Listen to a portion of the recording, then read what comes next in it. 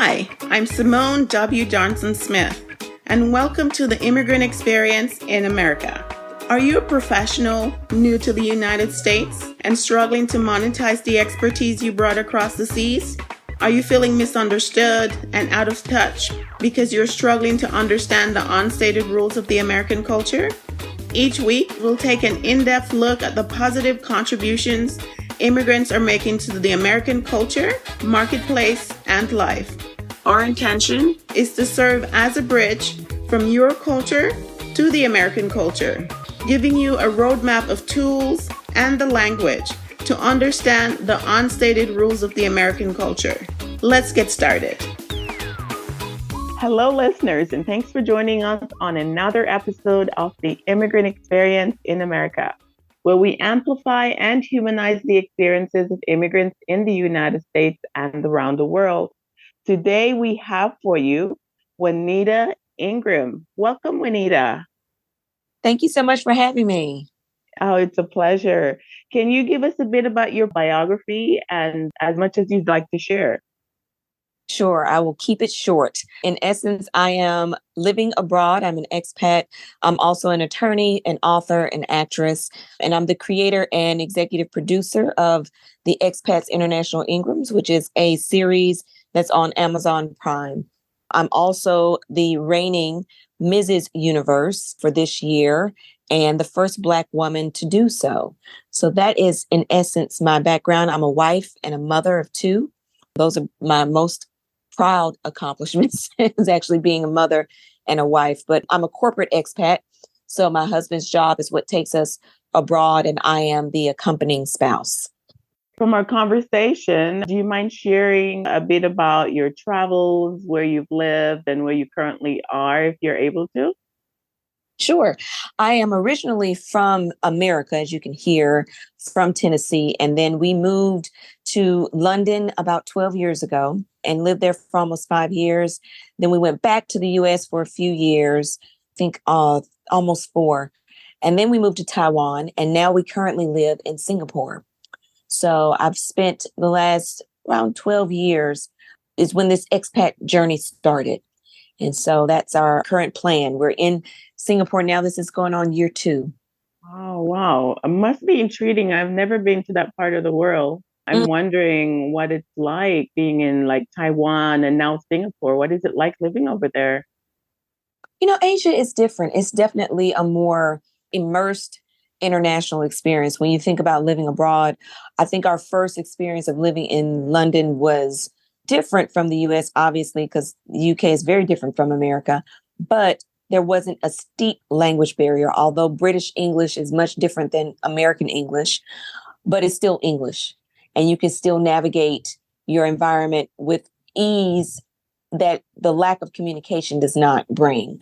So when we moved to Taiwan, that did add a different element of an international experience in that Mandarin is the first language, and it is very hard to learn Mandarin. I took 5 years of Spanish. I feel like there's only so much space in my brain for new languages. So I know enough to be quiet in Mandarin because it is a very hard language. My kids picked it up very fluently, but it was different living in Asia, different on many respects, the language being the first, but almost the easiest of cultural nuances to navigate. So it is very different. Singapore, however, is almost like a blend of the two. Interestingly enough, they call it the London of Asia. English is the first language. It's very easy to navigate here, very easy to live here. Probably one of the easiest countries, I think, to live in on the Asian continent if you're coming from an English-speaking country. So it's very easy in that regard. It's beautiful. It's safe. Taiwan and Singapore are extremely safe. Singapore is extremely clean. And so there are tremendous benefits, but culturally it is very different. And how do you navigate the educational system there for your children? Because they're now teenagers, and if you've done it for 12 years, how did they manage the different type of school systems? Yes, they are true third culture kids. When we were living in the UK, I started my kids out in the British school system in a private school there, just because the curriculum in the UK was a bit stronger for primary school. So they started out in the British school system. When they went to Taiwan, it was interesting because the international schools there for Americans are full with local kids. And so there aren't really that much space. There isn't that much space for American kids in the American schools. So my kids were part of the British school system in Taiwan. And now they're in the Singapore American school here in Singapore. And they navigate with great ease and fluidity. You know, third culture kids are very flexible.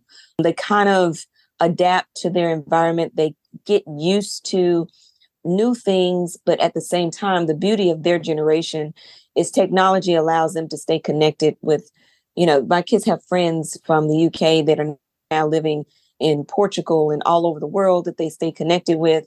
I just came back from a girls' trip weekend with my daughter, who's 15.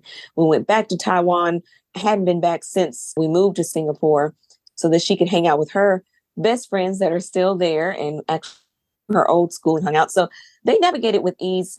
In terms of the different curriculums, we did decide for high school and the latter part of middle school to get them back on an American track, which was a good thing.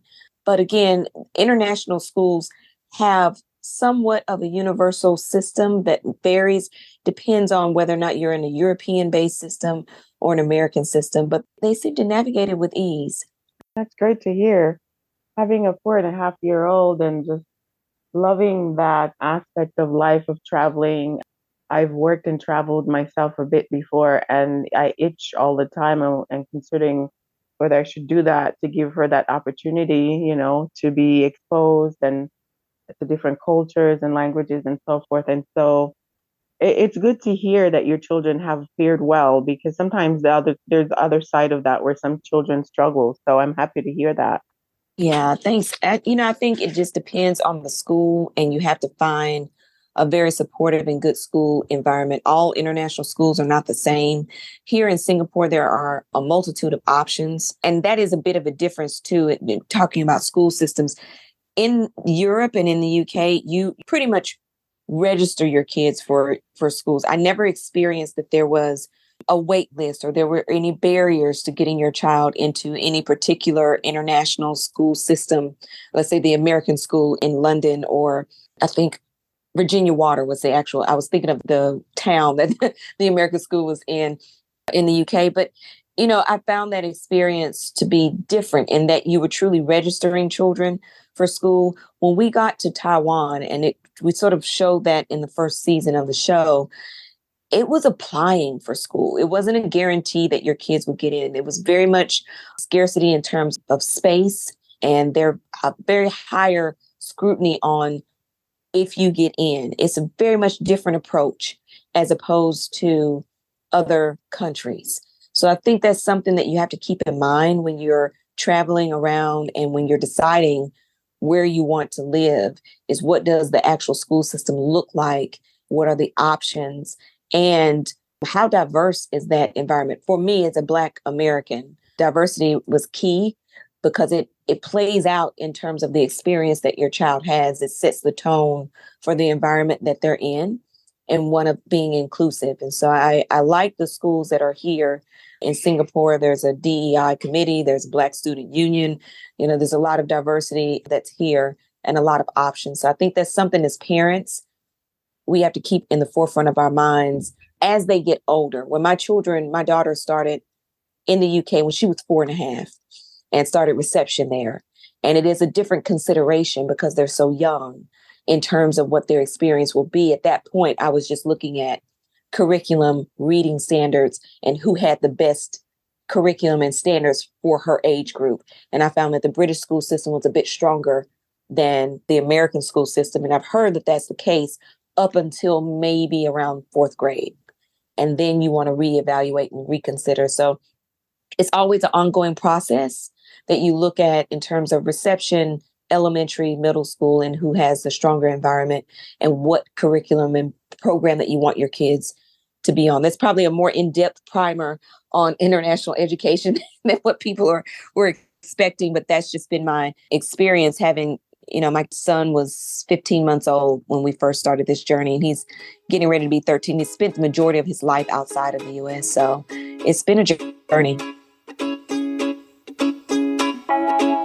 They're going to be truly global citizens. And you said that they were able to pick up what sounds like Mandarin when they were in Taiwan. And that is just so neat. It's amazing. I wonder, how do they identify? Did I identify as American since were they born here? And what identity do they hold to?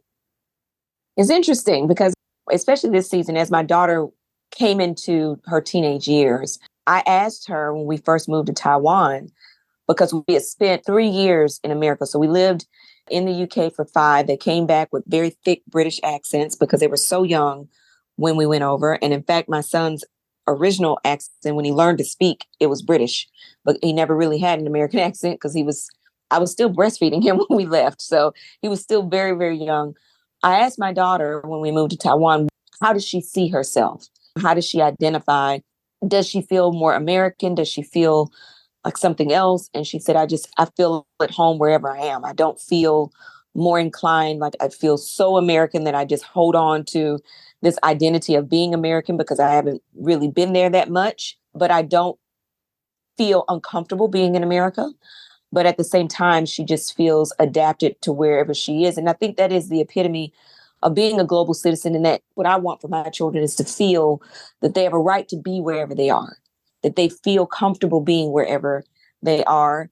They have spent more time outside of the US than in. It's funny, my son, when we moved back to America, so he was 6 years old when we moved back to America, and he had a very thick British accent. And he really only knew the UK. He didn't remember being born, obviously, because he was still nursing. He just didn't remember. And I was walking him through the hospital that he was born, pediatrician. We were going for a wellness check. We were trying to get him registered for school. And I said, "Oh, KJ, this is where the hospital where mommy had you." And he stopped. And I tried to explain to him that he was American before, but he's 6 years old and he has his British accent. He goes to a British school. All his friends are, very diverse, but they're all British. And so he stopped walking. He was like, "Really, mommy, here?" And he just kind of looked around in disbelief. And I said, "Yes, KJ, you were born here." He was like, in this hospital. I'm not British." And I'm like, "No, I've been trying to explain your nationality to you for years now. You were born in America." And he looked so disappointed and so sad. And then he immediately, he was sad because he was like, I'm not British." And I'm like, "No, I've been trying to tell you that." And then he immediately switched. He was like, "Right then, so I get to play proper American football." And I'm like, "Yes, if that is the perk for you, then yes, you do." And he was like, "Right then, carry on." And he was just like, fine with it. Like he just didn't care. But in the moment, you could see his little wheels turning in his head. And I was like, oh my God, he's finally getting nationality and citizenship right now. Because when we moved back, I literally had to explain like American currency. And my daughter, when she went to school for the first time, she came home, she says, "Mommy, everybody knows this prayer. They all put their hands on their hearts and they say this prayer in school." And I'm like, "They're praying in school? What is she talking about?" And I felt so bad because she was talking about the Pledge of Allegiance and she didn't know what it was. I was like, oh, they really had no experience with American culture. So it was good for us to spend, I think it was almost 3 years before we moved back out to Taiwan, just so that they understood their nationality and their citizenship. But they feel, and we talk about this on the show, they feel at home wherever they are because they've lived so many places and then they've traveled to 28 countries. I stopped counting at 28. It may be more now, but they've traveled so many places, but they've lived, on 3 continents now. So it is beautiful to watch the world through their eyes and to truly see what being a global citizen means. I think we theoretically by construct can grasp that, and we truly are, in terms of, when you're an expat and you've lived abroad for so long.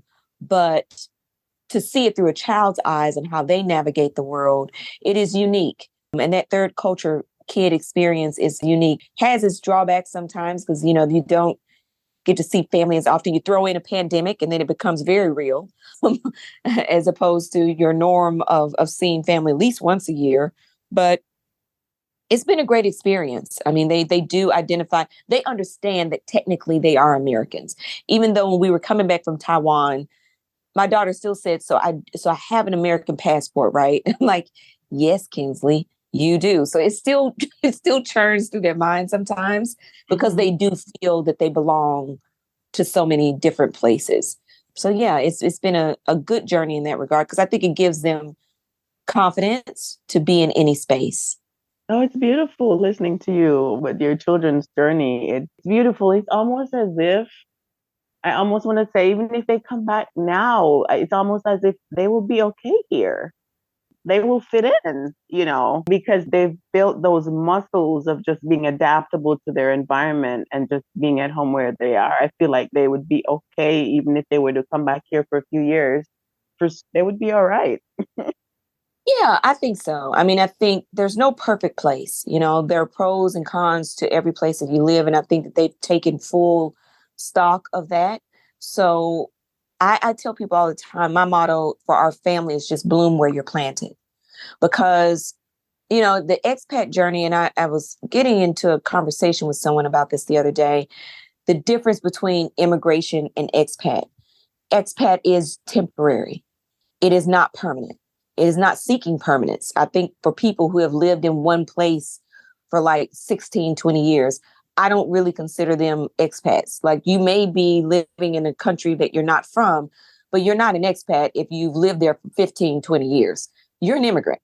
And the immigration experience is totally different in that it is more stable. It is more stable in the sense of consistency in one place, not stable in the sense of the experience, but stable in the sense of you are in a particular place for an extended period of time. The expat experience is one of constant change for tax reasons alone. Like we're a corporate expat family. We're here on a corporate package. For tax reasons alone, every 5 years, you're probably going to move because the tax consequences to the sponsoring company become very different if you stay beyond 5 years. So that it is a period of time. You're there for a period of time. Now, there are some people who have been on a corporate package who are gone beyond 5 years, but that's not as common. So yes, with that, you get to the place where adaptability and navigating change becomes almost a constant and a norm. I know some people in their 30s and 40s that have a hard time navigating that. The whole premise of our show, that is the underlying theme, is just navigating change. And that's something that we all can relate to, whether it's change in a new country or just change period in the world that we're living in. Certainly in the last 2 to 3 years, we've all had to navigate through that. And having that skill set and the ability to do that is something that will prove beneficial for them. Yes, they probably would do quite well in America and be just fine. We were there for 3 years in between London and Taiwan, and they were absolutely fine. Once they learned the Pledge of Allegiance and understood that they were not praying and that, that it was a pledge, and they understood how to count U.S. money and, understood some U.S. history, but that's part of the fun of it all. So I wanted to then switch into your HSBU experience and your studies before going abroad. I just thought it was so intriguing because now I have a 4.5-year-old daughter, and chances are she will go to a university here. And I just love your expression about your time at, I think it was Tennessee State. And can you go into just telling us a little bit about what that experience attending an HBCU was like for you? Absolutely. I attribute give credit to my HBCU experience for me being who I am today. I absolutely loved it. I know that A Different World is not in syndication anymore, but when I was growing up, we had the Cosby Show, we had A Different World, and I remember watching A Different World thinking, gosh, I want that experience. And that's exactly what I had. It's almost as though it were play by play. It was just a beautifully supportive, empowering environment that made you know that you could do anything. It was beautiful. It was cultural. It was just, it really helped to cultivate your Black identity as you went on the maturation of your Black identity journey. And it is a journey. It just helped to cultivate a strong sense of identity and purpose in who you are. I mean, you look at people like Taraji P. Henson and Chadwick Boseman and Felicia Rashad and Samuel L. Jackson and so many people who came from HBCUs, Spike Lee. You look at all of these great examples of Black excellence, Kamala Harris, Yes, I that was thinking about her. from HBCUs and had this experience. And there's a reason why undergirding our confidence level and our sense of identity is this deep set understanding of worth and value and knowing your own history, your true history, not what you get necessarily in mainstream school and education, certainly not now, with there being sort of a redaction of even what was fundamental, but certainly with an expanded scope of understanding a broader history of those within the African diaspora. It is just a true experience. I'm not sure that I would be who I am today had it not been for that experience. It was beautiful. It was fun. It was educational. It was empowering. And every day, I had a professor, Dr. Holt, in the honors program there.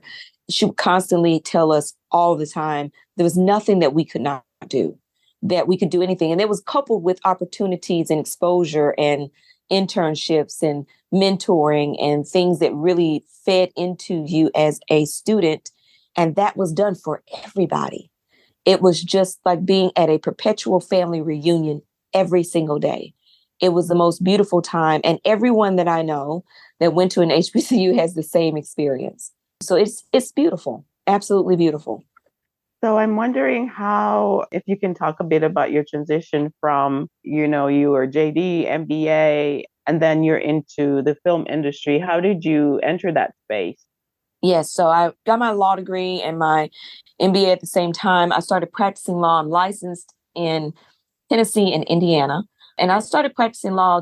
Wow, this is year 21. I felt old saying that just now. You stop adding it up after a while. It's been 21 years and I stopped counting after a while, but because I started feeling old. But it's been over 20 years. And when I initially started, I've always been a transactional attorney.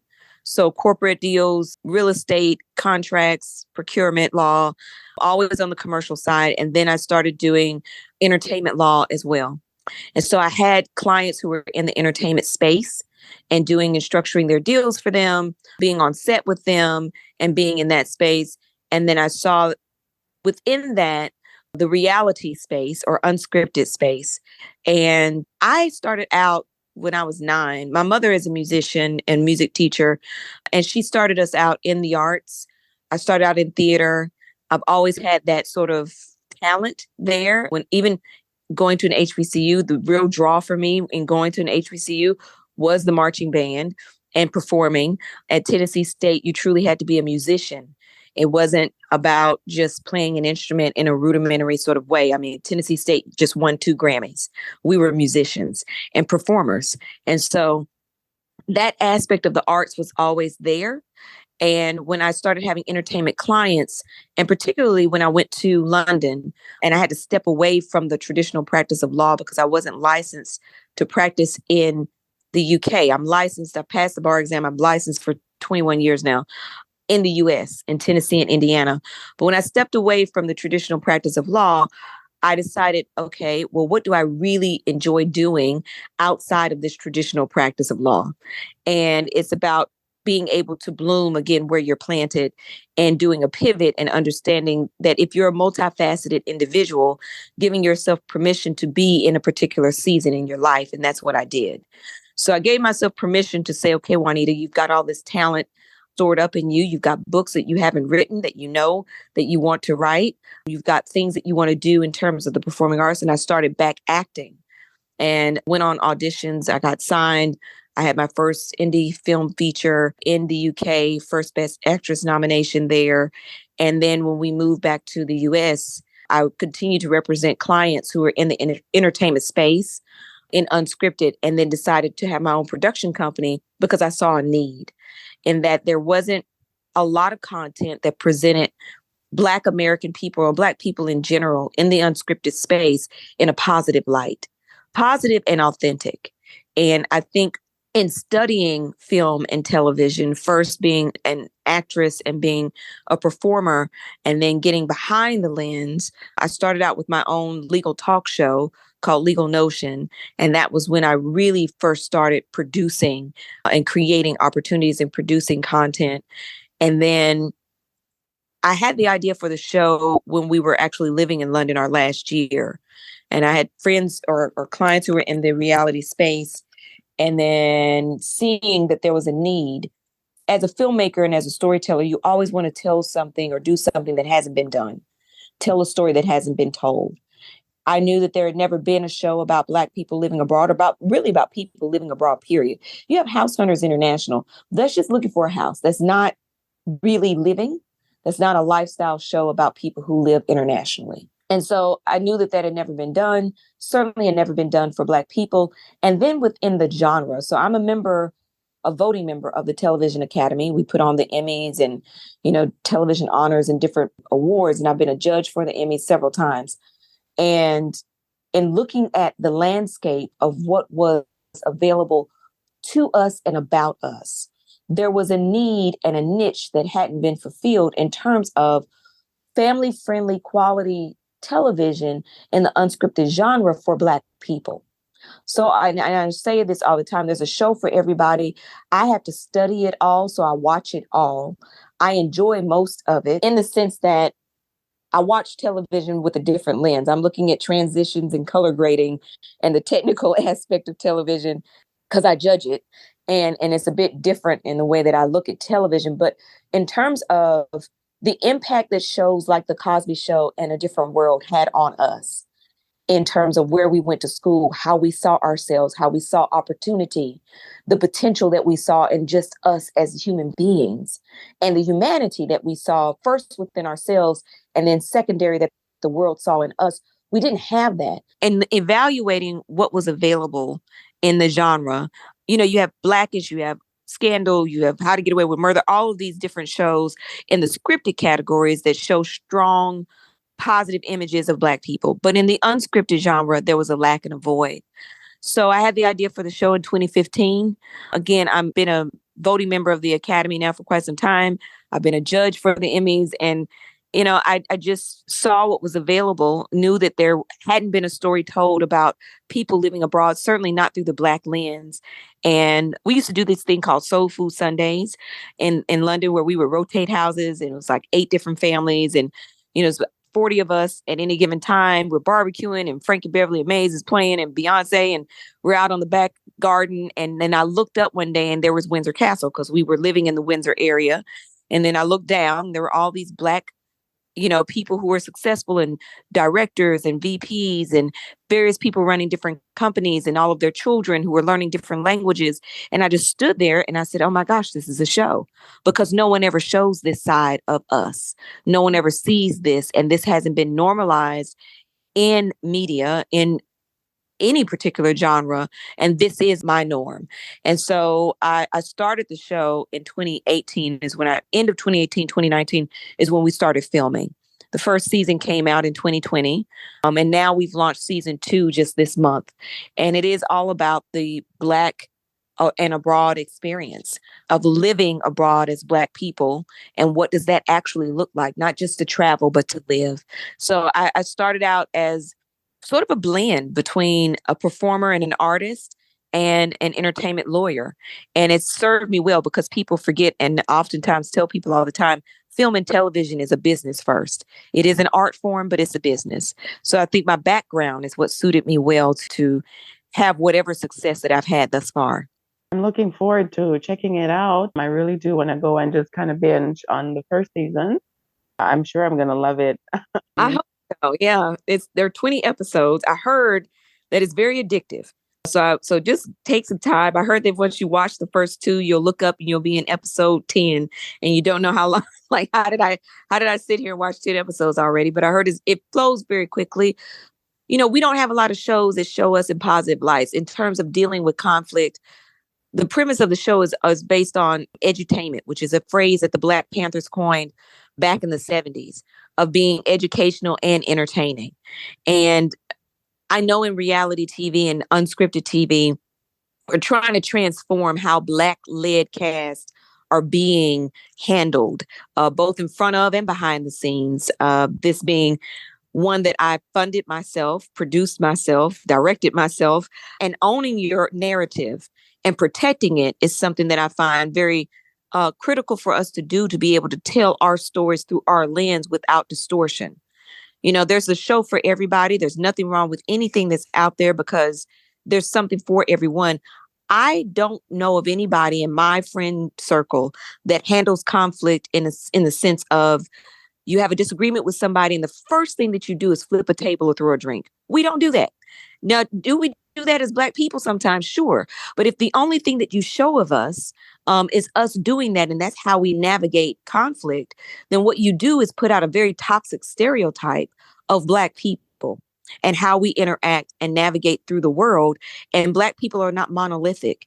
We don't navigate the world in all one dimension in all the same way. We live very differently. We handle conflict very differently.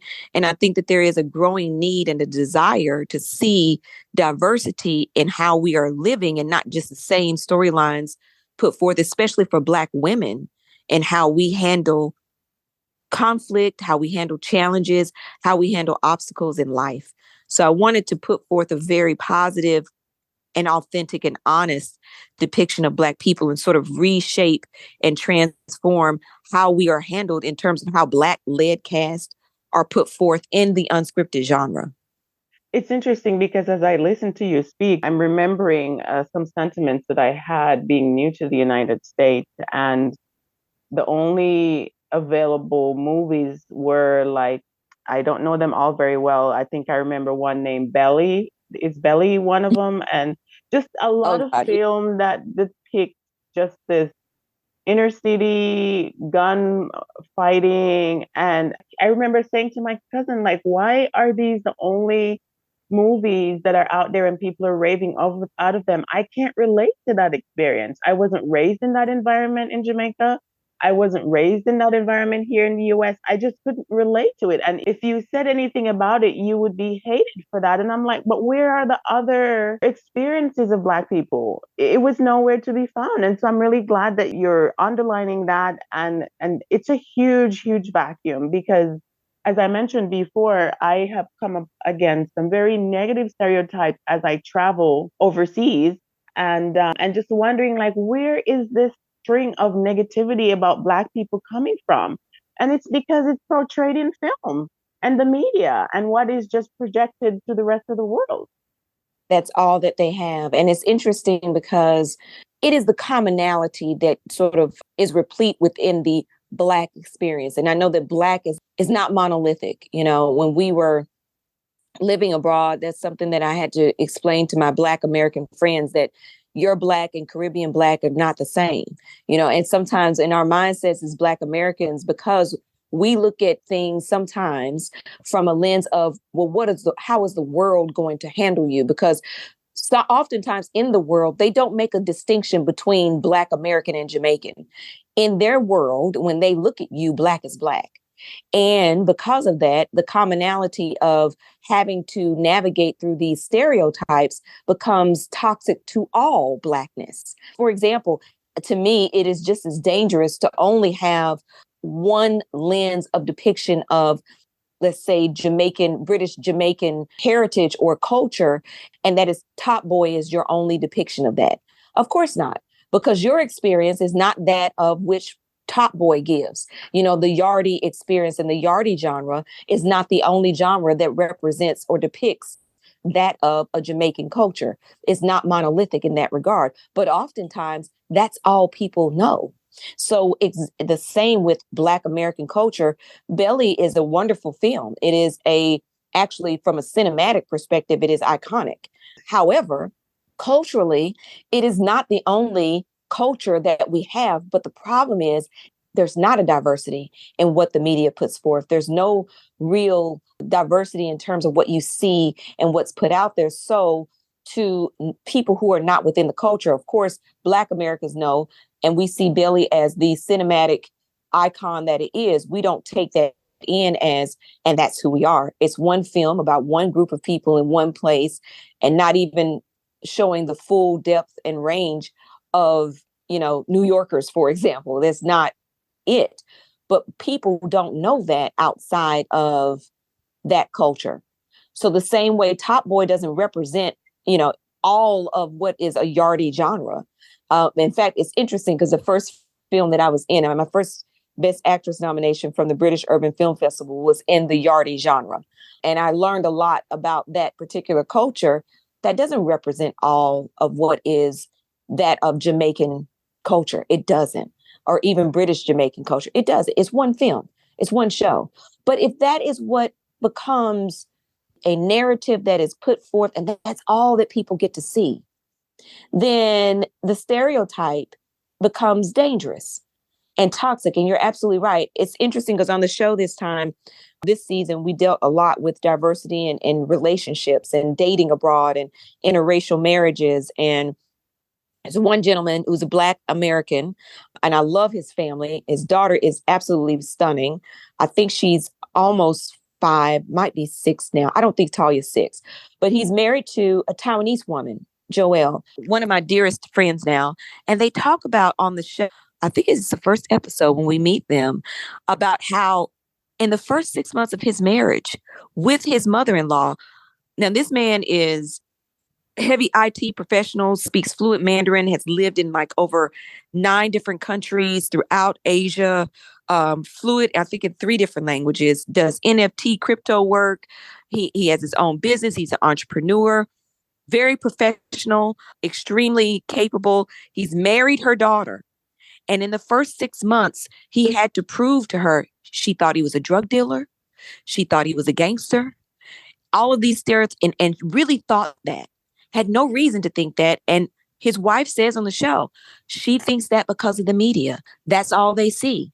That's all they put forth. It's the movies. It's the television shows. So that's what her Taiwanese mother thought, that she had married a criminal and had no reason to think that whatsoever. But that's their reality. So media, film, television, the arts has always been a beautiful catalyst and a vehicle for change, for navigating topics that the world was not ready to have, in conversations that the world they aren't ready to have. But it's a beautiful art form that is able to be almost a cloud or a train to bring in these thoughts, ideas, conversations that we need to have, but maybe we aren't ready to have outside of an entertaining experience. So I take it as a true responsibility to have this narrative and to handle this narrative responsibly, in the sense of showing Black people abroad and to just be honest. I think that sometimes in the unscripted genre, things can be very contrived, very produced, overly produced, and it's not unscripted, it's not real, in the sense that there is always a negative formula for entertainment. And sometimes it's to our detriment. So I'm doing what I can to change that and have some authenticity for our story and our journeys as Black people of the diaspora and abroad.